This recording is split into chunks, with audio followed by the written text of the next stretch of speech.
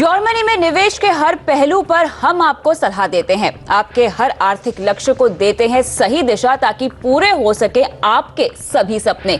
नमस्कार, मैं हूं कविता थपलियाल और को हम आज निवेश के दो बड़े विकल्पों पर सलाह देंगे। हम आपको समझाएंगे कि नॉन कन्वर्टेबल डिबेंचर्स यानी एनसीडीज या नए एनएफओज में आपको निवेश करना चाहिए या नहीं। इन दोनों मुद्दों पर हम देंगे सलाह, साथ ही आपके तमाम सवालों के जवाब भी होंगे आज शो में। नमस्कार, हमारे साथ आज शो में जुड़ रहे हैं रुंगटा सिक्योरिटीज के डायरेक्टर और certified financial planner Harshvardhan Rungta. Harsh, आपका स्वागत है। यहाँ शुरुआत करेंगे, सबसे पहले हम बात करते हैं नॉन कन्वर्टेबल डिवेंचर्स की, जो कि श्रेय इक्विपमेंट फाइनेंस की तरफ से आज से खुल चुके हैं। और क्योंकि ये अनसिक्योर्ड एनसीडीज हैं, इनको जो रेटिंग मिली है हालांकि वो AA+ की है और जो इशू प्राइस है हर्ष वो लगभग 1000 करोड़ का यहाँ पे बताया जा रहा है। और अगर हम ब्याज दर की बात करें तो 9.25 से लेकर 9.55% तक की ब्याज दर यहाँ पर आपको दी जाएगी। मुझे ये बताइए, निवेश के विकल्प के लिहाज से सबसे पहले एनसीडी एक कैसा विकल्प है? जो नॉन कन्वर्टेबल डिबेंचर्स हैं कविता, इसमें एक निवेशक इन्वेस्ट कर सकते हैं। इसमें सिर्फ आपको देखनी है कि ये इशुएंस जिससे आ रहा है वो कंपनी के फाइनेंशियल्स कैसे हैं। सो अगर हम श्रेय इक्विपमेंट फाइनेंस कंपनी की बारे में बात कर रहे हैं, सो एक है कि उनके जो एनपीएस हैं वो धीरे धीरे कम होते जा रहे हैं। लेकिन आपको एक चीज देखना है कि जो इक्विपमेंट फाइनेंस जो स्पेस है उसमें रिकवरी होना भी आज की तारीख में बाकी है। सो नेवरदलेस अगर हम इशू की बात करते हैं, अनसिक्योर्ड है, उन्हें AA+ रेटिंग मिली है। सो उस लिहाज से आप एक लिमिटेड एक्सपोजर डेफिनेटली इसमें ले सकते हैं, क्योंकि आपको ध्यान रखना है कि ब्याज दर अदरवाइज जो आपकी बैंक फिक्स डिपॉजिट्स हैं या और कोई डिपॉजिट्स हैं उसमें नीचे आ रही हैं। सो अगर आपको थोड़े बेटर इंटरेस्ट चाहिए तो डेफिनेटली आपको ऐसा थोड़ा बहुत रिस्क, कैलकुलेटेड रिस्क लेना होगा। साथ ही आपको हम ये सलाह देते हैं कि जब भी इस तरह कोई निवेश आपको करना हो तो आपको अपने निवेश की पूरी रकम जो है एक ही निवेश इंस्ट्रूमेंट में या विकल्प में नहीं डालनी चाहिए। लेकिन ऐसे में अगर आपने कोई फाइनेंशियल पोर्टफोलियो अपना बनाया हुआ है और इसमें अगर आपको एनसीडीज को शामिल करना है तो कितना परसेंटेज का निवेश हमें इसमें करना चाहिए, ब्याज दर किस हिसाब से मिलेगा, उस पर हम बाद में बात करेंगे विस्तार से। लेकिन एज एन इन्वेस्टमेंट इंस्ट्रूमेंट, निवेश के विकल्प के लिहाज से मुझे पूरे पोर्टफोलियो का इसमें कितना निवेश करना चाहिए? अगर हम सिर्फ एक फिक्स्ड इनकम प्रोडक्ट्स की बात करते हैं, मान लीजिए आपका जो पूरा इन्वेस्टमेंट पोर्टफोलियो है वो 1 लाख रुपए का है, लेकिन उसमें से इक्विटी डेफिनेटली एक एक्सपोजर होगा, आपका कमोडिटीज जो प्रेशियस मेटल्स हैं उसमें होंगे, और फिर डेट की तरफ आते हैं। सो डेट पोर्टफोलियो के विद इन दैट पोर्टफोलियो उसमें आपका फिक्स्ड इनकम जो प्रोडक्ट्स में आप निवेश करते हैं, बैंक एफडी एक आपके पास एक डेफिनेटली एक स्ट्रॉन्ग विकल्प है। कारण यह है कि उसमें लिक्विडिटी बहुत आसान है। आप लिक्विड फंड्स, म्यूचुअल फंड में जा सकते हैं, लिक्विडिटी है। अगर हम हायर इंटरेस्ट रेट की बात कर रहे हैं कि हमको फिक्स्ड इनकम चाहिए, फिक्स कूपन रेट होना चाहिए, मुझे ब्याज थोड़ा ज्यादा चाहिए, तो उसके लिए आपको रिस्क भी थोड़ा ज्यादा लेना होगा। तो बैंक फिक्स डिपॉजिट आपको अगर 6.5-7% आसपास देती है आज की तारीख में, उसके सामने आपके पास एक एनसीडीज एक अच्छा रूट है जो आप एक कैलकुलेटेड रिस्क ले सकते हैं। अच्छा। उसमें बहुत अच्छी कंपनीज आपको एनसीडी के रूप में आपको ऑफर्स देती हैं। तो उसमें आपको क्रेडिट रेटिंग देखनी है, आपको ये देखना है कि जो इशू है वो सिक्योर्ड इशू है कि अनसिक्योर्ड है, विच मींस जो कंपनी के एसेट्स हैं उस पर आपका हक बनता है कि नहीं। सो ये वाला जो पर्टिकुलर इशू है ये अनसिक्योर्ड है, विच मींस कि कंपनी के कोई भी एसेट्स इसके सामने प्लेज नहीं किए गए हैं। अच्छा। सो ये अनसिक्योर्ड है लेकिन AA+ है, और क्योंकि अनसिक्योर्ड है और क्योंकि इसमें ना आपको ब्याज ज्यादा मिल रहा है, तो आपको समझना है कि रिस्क थोड़ा बैंक फिक्स डिपॉजिट से ज्यादा है। अच्छा। जो रिस्क फ्री रिटर्न्स होते हैं। हाँ। अब आपका सवाल है कि हमें एलोकेट कैसे करना चाहिए। हाँ, क्योंकि यहाँ पे अगर मैं पूरे निवेश की मैं बात देखूं, आपने कहा कि थोड़ा सा रिस्क ज्यादा है, लेकिन यहाँ ब्याज दर भी अगर मैं देखूं तो ज्यादा मिल रही है। हर्ष, तो मैं आखिर कितना पैसा इसमें निवेश करूं, और क्या अपने किसी लक्ष्य से इस तरह के निवेश को बांध के रखना चाहिए? इसमें दो तरीके हैं। एक है कि जब आप अपना पोर्टफोलियो फिक्स रिटर्न इंस्ट्रूमेंट्स का बनाते हैं तो आपको ये देखना है कि एक इन्वेस्टमेंट आपका फिक्स डिपॉजिट हो गया जो आपको 6.5-7% दे रहा है। हाँ। दूसरा आपका पोर्टफोलियो होता है जो आपको 9+ या 10+ रिटर्न देते हैं, जिसमें आप रिस्क थोड़ा ज्यादा उठाते हैं। तो एवरेज आपका जो फिक्स्ड इनकम इंस्ट्रूमेंट्स का जो पोर्टफोलियो उसमें आपको 8% के ऊपर अगर मिलता है तो ये पोर्टफोलियो का बैलेंसिंग ठीक है। तो उस प्रकार से अगर एक और जो हम हायर रिस्क पोर्टफोलियो की बात कर रहे हैं उसमें एक ही इशू में आपको नहीं करना चाहिए, एक ही कंपनी के इश्यूज में नहीं करनी चाहिए। आपका श्रीराम फाइनेंस है, आपके पास बहुत सारे दूसरे ऑप्शंस हैं, तो आप थोड़ा थोड़ा स्प्लिट करके आप हर एनसीडीज में एक्सपोजर ले सकते हैं, लेकिन अलग अलग कंपनीज में लीजिए। कोई भी एक कंपनी या एक सेक्टर में अगर प्रॉब्लम आती है तो कम से कम आपके पास दूसरा सेक्टर और दूसरी कंपनी में आपके पैसे सुरक्षित रहेंगे। तो इस पर्टिकुलर इशू की अगर हम बात करें, क्योंकि आज खुल गया है, तो अगर आपके पास 10 लाख रुपए आज की तारीख में निवेश करने के लिए हैं, तो इसमें आप 20% तक कर सकते हैं। क्योंकि अनसिक्योर्ड है। अगर सिक्योर्ड होता तो शायद हम थोड़ा और ज्यादा इसमें एलोकेशन की सलाह दे सकते थे। मुझे समझाइए कि लॉकिंग पीरियड के लिहाज से कितना समय है, और साथ ही चूंकि मैं ब्याज दर देख रही हूँ 9.25 से 9.5% के आसपास यहाँ दी जा रही है, ये किस बेसिस और समय की किस अवधि के मुताबिक दी जा रही है? सो वेल, अगर हम लॉक इन पीरियड की बात कर रहे हैं, इनके जो टेन्योर हैं वो है 5 years and 3 months, एक है 7 years का और एक 10 years का। जैसे निवेशक का रिक्वायरमेंट होता है उस प्रकार निवेश कर सकते हैं। अब इसमें लॉक इन बोल के नहीं है कुछ भी, सिर्फ ये है कि ये जो एनसीडीज हैं वो स्टॉक एक्सचेंजेस पे लिस्ट होंगे। सो जैसे आप शेयर्स खरीदते बेचते हैं, उसी प्रकार जब आपको लिक्विडिटी चाहिए तो आप उसे एक्सचेंज पे बेच सकते हैं। लेकिन उस समय का भाव क्या होगा, उस समय अगर इंटरेस्ट रेट्स और बढ़ गए तो इसका आपको प्रिंसिपल में भी नुकसान हो सकता है। इंटरेस्ट अगर घट गया और इसमें डिमांड आती है तो आपको शायद कैपिटल गेन्स भी हो सकता है। जो ब्याज आएगा वो तो आएगा आपको, लेकिन फिर उसमें कैपिटल गेन्स की भी गुंजाइश हो जाती है जब ब्याज दरें गिर जाती हैं। So liquidity point of view से आप इसे एक्सचेंज पे खरीद बेच कर सकते हैं। तो अब मान लीजिए आपने इशू में अप्लाई नहीं किया क्योंकि अभी आपके पास पैसे नहीं है, और जब लिस्ट हो जाए तो आप उस समय खरीद सकते हैं। ऐसा नहीं है कि आपको ये इशू के दौरान ही अप्लाई करके खरीदना है। जो ब्याज दरों की बात कर रहे हैं वो अलग अलग टेन्योर्स पे है। 5 years 3 months का जो टेन्योर है उसमें आपको जो बेसिक है वो है 9.25% अगर आपने मंथली ऑप्शन लिया है, और 9.3% है अगर आपने एनुअल इंटरेस्ट पे आउट ऑप्शन लेते हैं। उसी प्रकार 7 साल में आपको 7.35 है और 7.4% है अगर आपने मंथली और एनुअल ऑप्शन लिया है। जो हाईएस्ट है वो ऑब्वियसली 10 years के लिए है, जिसमें आपको 9.4% और 9.5% या 9.55 मिलता है। मंथली के लिए 9.5 है और एनुअली 9.55।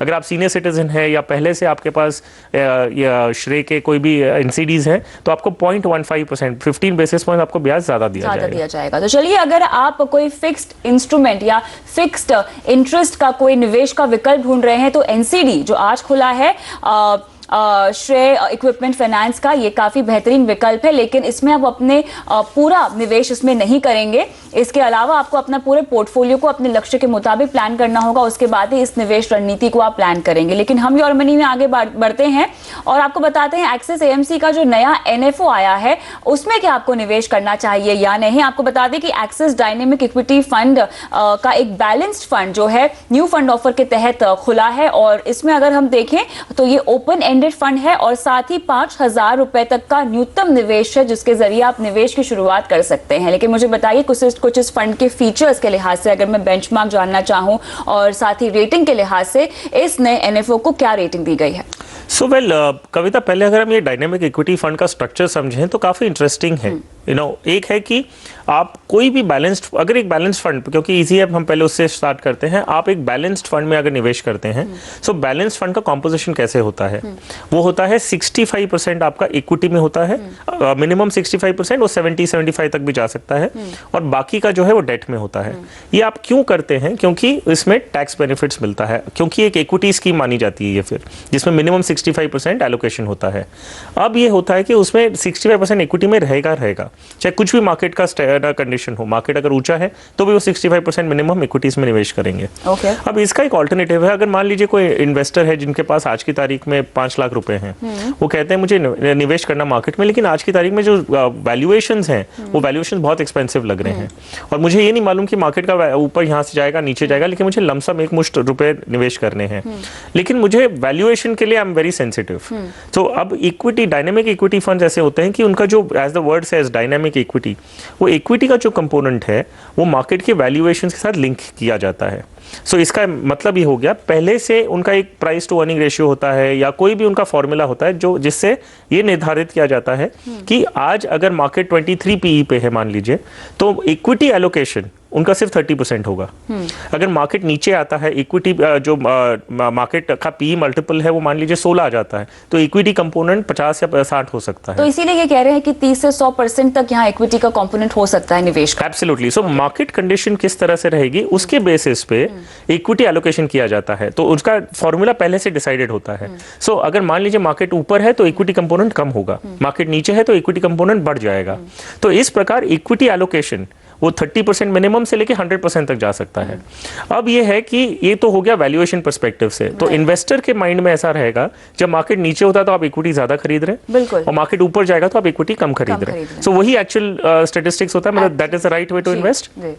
अब इसे एक टैक्स स्टेटस देने के लिए, क्योंकि अगर ये इक्विटी 65% से नीचे जाती है तो ये डेट स्कीम में माना जाता है और उसका टैक्सेशन रूल्स अलग होते हैं। इक्विटी का ये है कि 1 साल के बाद पूरा टैक्स फ्री होता है। सो इक्विटी का 65% मेंटेन करने के लिए वो डायरेक्ट इक्विटी में मान लीजिए आज की तारीख में 30% इन्वेस्ट करते हैं, विच मीन्स एक्चुअल शेयर्स में जो निवेश होता है वो 30% का होगा। बैलेंस 35% जो है वो इक्विटी आर्बिट्राज फंड्स में, आर्बिट्राज प्रोडक्ट्स में करते हैं निवेश, तो उसका डायरेक्ट इक्विटी एक्सपोजर नहीं होता। सो कहने के लिए इक्विटी है, लेकिन इक्विटी एक्सपोजर नहीं है। इक्विटी का रिस्क वैसे नहीं होगा क्योंकि हेज्ड पोजीशंस होती हैं। तो 65% आपका इक्विटी में हो गया और बैलेंस वो डेट में निवेश करेंगे। सो टैक्सेशन पर्सपेक्टिव के लिए वो आपको इक्विटी स्कीम मानी जाएगी। ठीक है। सो टैक्स बेनिफिट्स के लिए इक्विटी है, लेकिन इक्विटी एक्सपोजर रियली स्पीकिंग 30% रहेगा। अच्छा। सो इस प्रकार टैक्सेशन पर्सपेक्टिव से वो उसको इक्विटी एलोकेशन फ्लक्चुएट करते रहते हैं।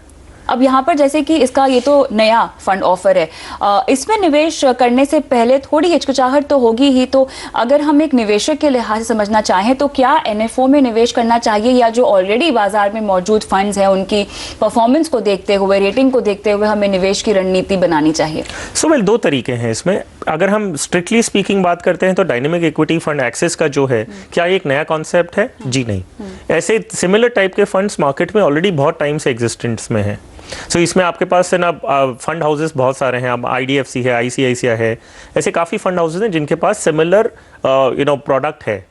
अब ये सवाल उठता है कि आप अगर एक नए फंड ऑफर को देख रहे हैं, उनका कॉन्सेप्ट सेम है, उनका जो अंडरलाइंग वैल्यूएशन मेथोडोलॉजी है वो आपको खाली समझनी है, किस प्रकार से वो किस बेसिस पे इक्विटी पेश करते हैं। क्या मार्केट PE का वैल्यू है या प्राइस टू बुक वैल्यू के बेसिस पे कर रहे हैं, उनके थोड़े फंडामेंटल्स अलग हो सकते हैं। सो वो अगर आपको इंटरेस्टिंग लगता है, अगर आप डिटेल में जाना चाहते हैं तो वो आप देख सकते हैं। दूसरा आपको देखना है कि फंड हाउस का पेडिग्री क्या है। अगर एक्सिस म्यूचुअल फंड एक बहुत टाइम से है, अगर एक नया फंड ऑफर लाता है, हो सकता है कॉन्सेप्ट सेम हो, लेकिन अगर फंड हाउस अच्छा है, उनका परफॉर्मेंस पास्ट में अच्छा रहा है, तो ऐसे नहीं है कि आप नए फंड में निवेश नहीं कर सकते। तो अगर फंड हाउस अच्छा है, उसका पास्ट परफॉर्मेंस अच्छा रहा है, तो आप डेफिनेटली कंसिडर कर सकते हैं। लेकिन डेफिनेटली अगर कोई पहले से एग्जिस्टेंस में है तो उसका आपको एक ट्रैक रिकॉर्ड आपके हाथ में रहता है, बस वही डिफरेंस है। लेकिन हर फंड कभी ना कभी तो न्यू फंड था ही।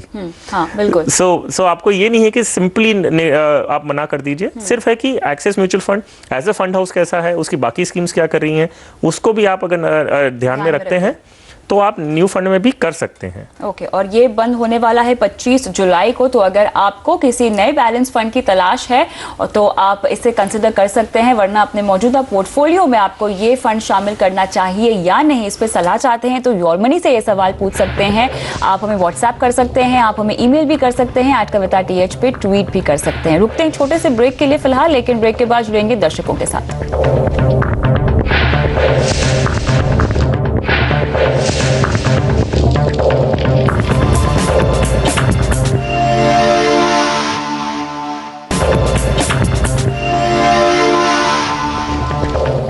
योर मनी में आज हमारा फोकस है सिर्फ म्यूचुअल फंड के ही सवालों पर, और हमारी पहली दर्शक ऋचा है जो हमारे साथ फोन लाइन पर हैं।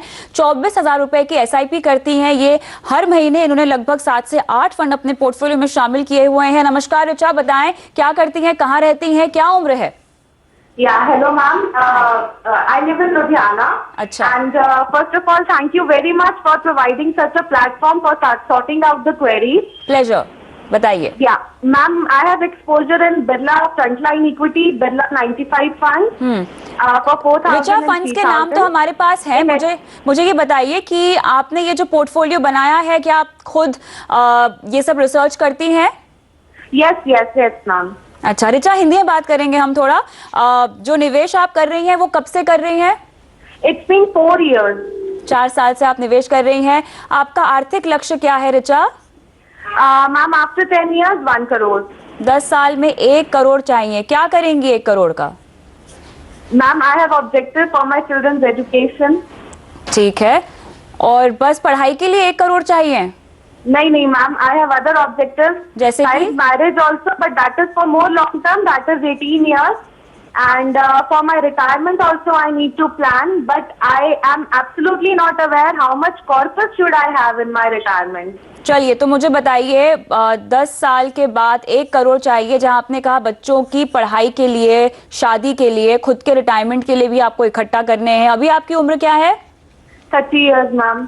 ठीक है, चलिए, तो लगभग और 30 साल आपके रिटायरमेंट के लिए हैं। साफ तौर से 1 करोड़ तो आपको कम ही पड़ेगा। आपकी हर महीना आय कितनी है? It's 30,000 plus, out of which I am able to invest 24,000 because of less expenses I have. चलिए, बहुत बढ़िया बात है। आप 30,000 रुपये हर महीना कमाती हैं, उससे कुछ ज़्यादा कमाती हैं, लेकिन 24,000 रुपये की SIP करती हैं और 8 फंड्स भी पोर्टफोलियो में शामिल किए हुए हैं। हर्ष काफ़ी अग्रेसिव इन्वेस्टर हैं ये, और अच्छी बात यह है कि इन्होंने गोल्स तो अपने समझ लिए हैं, आंक भी लिए हैं, लेकिन उनको समय की अवधि नहीं दे पाई हैं। बड़े बड़े गोल्स लाइंड अप कर लिए हैं कि पढ़ाई, शादी और रिटायरमेंट का तो गोल है ही, लेकिन 8 फंड्स हैं, रेपुटेशन बहुत ज़्यादा है। एग्जैक्टली रिचा, अगर हम आपका पोर्टफोलियो देखते हैं उसमें 24,000 जो आप निवेश कर रहे हैं उसमें 8 स्कीम्स आपने ले रखी हैं। क्लियरली आपका ऑब्जेक्टिव ये रहा है कि आप उसे डाइवर्सिफिकेशन समझती हैं, लेकिन समझिए कि आप कोई भी एक स्कीम में, जैसे आपने कहा आपके पास Birla sun life frontline equity scheme है, वही स्कीम में 40 to 50 कंपनीज में निवेश किया जाता है। सो डाइवर्सिफिकेशन का जो पर्पस है वो आप म्यूचुअल फंड के जरिए जब जाते हैं तो उसमें ऑलरेडी आपको एक काफ़ी हद तक डाइवर्सिफिकेशन मिल जाता है। अब जब आप डिफरेंट स्कीम्स लेते हैं तो आप एक फंड हाउस या फंड मैनेजर का डाइवर्सिफिकेशन कर रहे हैं। सो आपको समझना है कि ऐसे आप करते जाएंगे, आपके पोर्टफोलियो में रेपुटेशन बहुत बढ़ जाएगा।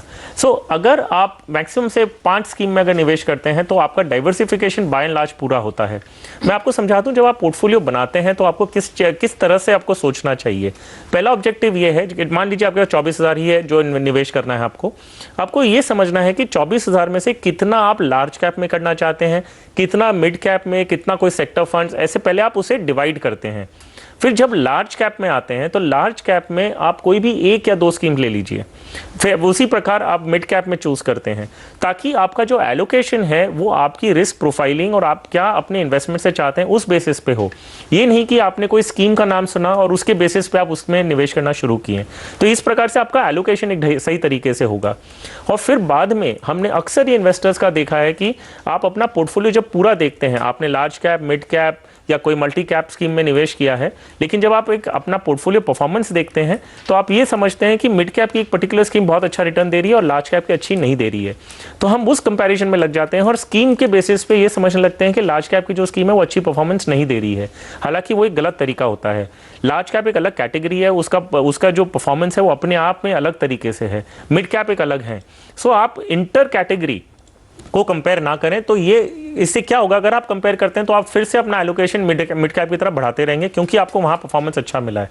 तो अगेन आपका जो स्टेप 1 था कि आप एलोकेशन कर रहे थे, वो एलोकेशन खराब हो जाएगा। सो इस प्रकार से आप अपना पोर्टफोलियो क्रिएट करते हैं और उसे रिव्यू करते हैं। अब ये है कि आपका जो 24,000 है उसमें थोड़ा आपको ट्रिमिंग करने की जरूरत है, वो हम आपके लिए करके दे सकते हैं। आप Birla sun life frontline equity scheme है जो आपके पास ऑलरेडी है, उसमें आप 5,000 रुपये टोटल में निवेश करिए। HDFC मिड कैप अपॉर्चुनिटीज ये भी आपके पोर्टफोलियो में ऑलरेडी है, इसमें आप 5,000 निवेश करना शुरू कर दें, जहां आप थोड़ा कम कर रहे हैं आज की तारीख में। ICICI फोकस्ड ब्लू चिप भी आपके पोर्टफोलियो में है, वहां पर 4,000 की जगह आप अभी 5,000 निवेश करना शुरू करें। एक SBI मल्टी कैप फंड आप अपने पोर्टफोलियो में जोड़ सकते हैं, वो 5,000 रुपीज़ आप उसमें निवेश करें। और Birla sun life 95 balance fund भी आपके पोर्टफोलियो में है, उसमें 4,000 रुपये करें। सो इस प्रकार आपका 24,000 निवेश हो जाएगा। इसमें आपका लार्ज कैप, मिड कैप, आपका बैलेंस्ड फंड और एक मल्टी कैप, सबका एक पोर्टफोलियो बनेगा। जब 1 या 2 साल बाद आप रिव्यू करते हैं तो जैसे मैंने कहा, आप मिड कैप की स्कीम का परफॉर्मेंस लार्ज कैप के साथ कंपेयर मत करिए, आप लार्ज कैप में ही अपने आप में देखिए जो स्कीम में आपने निवेश कर रखा है उसका बेंचमार्क के साथ कैसा रिटर्न रहा है और दूसरी लार्ज कैप स्कीम्स के साथ कैसा रहा है। अगर आप उसे मिड कैप से कंपेयर करेंगे तो शायद आप फिर से गलत डिसीजन लेंगे और मिड कैप में हैवी हो जाएंगे। सो इस प्रकार आप अपना पोर्टफोलियो रिव्यू करिए आगे जाते वक्त, और ये 5 स्कीम से आपका काम हो जाएगा। एक स्कीम आपने निवेश कर रखी है अपनी टैक्स बेनिफिट्स के लिए, उसे आप कंटिन्यू करिए क्योंकि उसमें ETC का बेनिफिट आपको अलग से मिल रहा है। तो रिचा, यहाँ पे आपका जो भी आपको फंड्स हमने रेकमेंड किए हैं उनमें बढ़ा हुआ निवेश अगर आप करना चाहती हैं तो इसी में कर सकती हैं। साथ ही जिन फंड से निकलने की सलाह आपको दी गई है उनका निवेश भी आप चाहें तो इन फंड्स में बांट सकती हैं। लेकिन आगे से आपको किसी भी तरह के नए फंड को अपने पोर्टफोलियो में ऐड करने की सलाह हम नहीं दे रहे हैं। 5 फंड्स ऑलरेडी अब आपको हमने रेकमेंड कर दिए हैं, तो जितने भी 7 फंड्स थे और उसमें से उसके अलावा एक टैक्स सेविंग फंड था उसमें निवेश आप बरकरार रख सकती हैं। हालांकि एक बार फिर से मैं आपको नाम दोहरा देती हूँ, Birla sun life frontline equity, HDFC mid cap opportunity fund, ICICI focus blue chip fund, SBI magnum multi cap fund, Birla sun life 95 balance fund आपको रेकमेंड कर रहे हैं। इनमें निवेश को बरकरार रखिए और अगर बढ़ाना चाहती हैं तो फिर से इन्हीं फंड्स में अपना निवेश बढ़ा सकती हैं। रिटायरमेंट के टारगेट को लेके आपको थोड़ा सा सोचना होगा, कैलकुलेट करना होगा। आपका हर महीने का खर्चा कितना है, आपका लाइफस्टाइल, घर का खर्चा, वो सब ऐड ऑन करके जो है आपको अपना रिटायरमेंट का लक्ष्य यहाँ पर कैलकुलेट करके उस पर आना होगा। और फिर चाहे तो अपना सवाल योर मनी को आप फिर से भेज सकते हैं। रुकते हैं एक ब्रेक के लिए।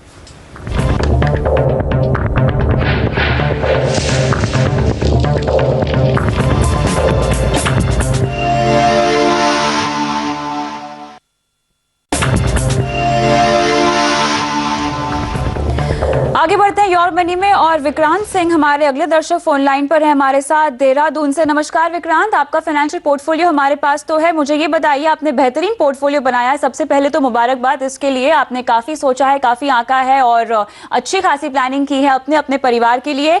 इतने सारे फंड्स लेकिन आप जो शामिल किए हैं, आप बाजार की जानकारी रखते हैं? नमस्कार मैम, मैं एक्चुअली 2011 से आपका शो देख रहा हूं और आपका शो देख के ही रेगुलरली मैंने अपना पोर्टफोलियो अब तक डिजाइन किया है। इसके अलावा मेरी कोई फाइनेंशियल एडवाइजर नहीं है और अभी मुझे बस माइंड में यही आता है कि हर बार आप यही बताते हो कि फंड ज्यादा होते हैं, तो मुझे लगता है कि हो सकता है मेरे भी फंड ज्यादा है, लेकिन मैं डिसाइड नहीं कर पा रहा हूँ कि कौन से फंड मुझे कम करने चाहिए और किसमें मुझे ज्यादा करना चाहिए। चलिए, अच्छा लगता है कि जब आप जैसे दर्शक कहते हैं कि हमारा शो देख के फाइनेंशियल प्लानिंग को समझते हैं और ऐसा पोर्टफोलियो बनाते हैं। लेकिन समय थोड़ा सा कम है विक्रांत के सवाल को देने के लिए। हर्ष, सबसे पहले मुझे बताइए कौन से फंड्स में रहें या निकल जाएं? सो वेल विक्रांत, आपके पोर्टफोलियो में बाय एंड लार्ज बहुत अच्छी तरह आपने क्रिएट किया है, सिर्फ थोड़ी थोड़ी चेंजेस हैं। अगर हम स्कीम्स की बात करते हैं तो HDFC टॉप 200 और रिलायंस रेगुलर सेविंग्स फंड में से आप निकल सकते हैं और इनके जो अमाउंट है, जो SIP अमाउंट है, वो आपके पोर्टफोलियो में जो SBI ब्लू चिप फंड है आप उसमें बढ़ा दीजिए। सो फ्रॉम खाली अगर हम म्यूचुअल फंड स्कीम्स की बात करें तो इस फेरबदल से आपका पोर्टफोलियो थोड़ा कम हो जाएगा और एकदम ऑन ट्रैक हो जाएगा, जो आप जैसा आप चाहते हैं। LIC की policy? Well, at this junction अगर हम विक्रांत का पोर्टफोलियो देखते हैं, जिस प्रकार से इन्होंने टर्म प्लान ले रखा है, उसमें वेवर ऑफ प्रीमियम्स हैं, क्रिटिकल इलनेस है, सो आई थिंक आपने जो बाकी का पोर्टफोलियो पूरा बनाया है, हेल्थ इंश्योरेंस आपका बहुत अच्छा है, सो वो सब अगर हम नजर में रखते भी हैं और इनका जो LIC की पॉलिसी आज की तारीख में, इसमें कुछ 11,000 का प्रीमियम आसपास भर रहे हैं। सो ओवरऑल अगर स्कीम्स में देखते हैं तो 11,000 का बहुत बड़ी बात है नहीं सालाना भरने, और उसमें कुछ करीबन 8 या 10 साल रह गए हैं भरने के लिए। सो फिलहाल क्योंकि बाकी सब चीजें आपकी पोर्टफोलियो में इतनी अच्छी है, आप इसे कंटिन्यू कर सकते हैं। और सिर्फ एक चीज है कि टर्म इंश्योरेंस आपने ले जरूर रखा है, लेकिन आपकी इनकम और अगर हम रिस्पॉन्सिबिलिटीज देखते हैं, आपके पास 2 बच्चे हैं, तो अगर वैसे अगर हम देखें तो आपका 1 करोड़ का इंश्योरेंस आप अगर और ले लें तो आपके लिए बेहतर होगा। विक्रांत, कांग्रेचुलेशंस, बेहतरीन पोर्टफोलियो है आपका। थोड़े बहुत बदलाव हैं जिन्हें लागू करके अपने पोर्टफोलियो में निवेश को आप बरकरार रख सकते हैं। बहुत बहुत शुक्रिया अपना सवाल हमें भेजने के लिए, साथ ही आपका भी शुक्रिया शो पे आने के लिए। हर्ष, योर मनी में अगर आप भी सवाल पूछना चाहते हैं तो व्हाट्सएप करें, नंबर स्क्रीन पे फ्लैश हो रहा है, @kavita.th पे ट्वीट कर सकते हैं, ईमेल आईडी पर अपना सवाल भेज सकते हैं, फेसबुक के पेज पर जाके भी सवाल छोड़ सकते हैं, लेकिन सभी जगह अपना कॉन्टैक्ट नंबर जरूर डालिएगा। नमस्कार।